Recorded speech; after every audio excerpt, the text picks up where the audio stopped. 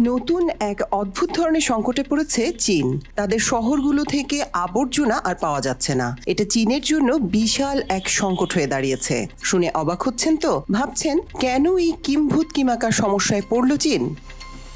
ভেতরের কাহিনী কি, আসুন বুঝে নেই সহজ ভাষায়।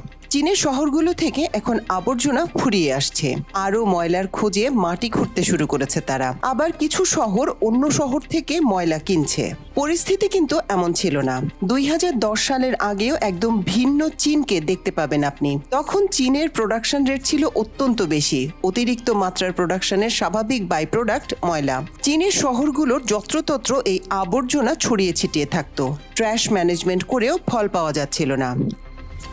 সঙ্গে সঙ্গে বাড়ছিল এয়ার পলিউশন, নয়েজ পলিউশন আর ওয়াটার পলিউশন, যা একেবারেই স্বাভাবিক। একটা সংকট আরেকটা সংকটকে ডেকে আনে।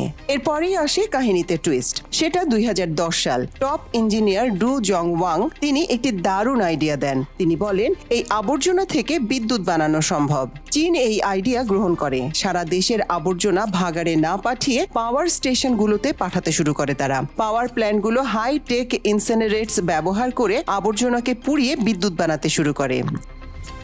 No harmful emission. আর আবর্জনা পুড়িয়ে যে ছাই পাওয়া যায় তা দিয়ে রাস্তার কার্পেটিং এর জন্য সিমেন্ট বানাতে শুরু করে তারা। আর এর ফলাফল no pollution, no smell, no landfill problem. বর্তমানে চীনের ওয়েস্ট টু এনার্জি প্ল্যান্টের সংখ্যা 1100। প্রতি টন ট্র্যাশ থেকে 500 থেকে 800 কিলোওয়াট পার আওয়ার বিদ্যুৎ উৎপন্ন হয়। প্রতি টনের জন্য চীনের খরচ হয় $15 থেকে $40। এসব প্ল্যান্ট বর্তমানে প্রতিদিন 8 লাখ টন আবর্জনা পোড়ায়। এর থেকে বিদ্যুৎ উৎপন্ন হয়। এরই ফলে শহরগুলোতে আর আবর্জনা পাওয়া যাচ্ছে না, যা একটি সংকটের পর্যায়ে পৌঁছে গেছে। চীনের সরকার এখন আবর্জনা শুধু সংগ্রহ করে না, রীতিমতো কেনে। চীন তাদের এই প্ল্যান্টগুলো সচল রাখতে চায়, যার কারণে তাদের প্রয়োজন আবর্জনার। আর এর জন্য তারা প্রতি টন ময়লা কিনতে $7 পর্যন্ত খরচ করতে প্রস্তুত। এর অর্থ হচ্ছে শেষ পর্যন্ত আবর্জনারও মূল্য নির্ধারণ হচ্ছে।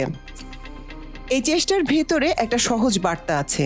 কোনো জাতি যদি সত্যিকার অর্থেই তার সংকট সমাধান করতে চায়, তাহলে তারা ব্যর্থ হয় না। আজকে চীন 40টিরও বেশি দেশকে এই টেকনোলজি সাপ্লাই করেছে। সেই 40টি দেশের মধ্যে কি বাংলাদেশের নাম আছে? এই প্রশ্নের জবাব জানা থাকলে জানান আমাদের কমেন্ট বক্সে।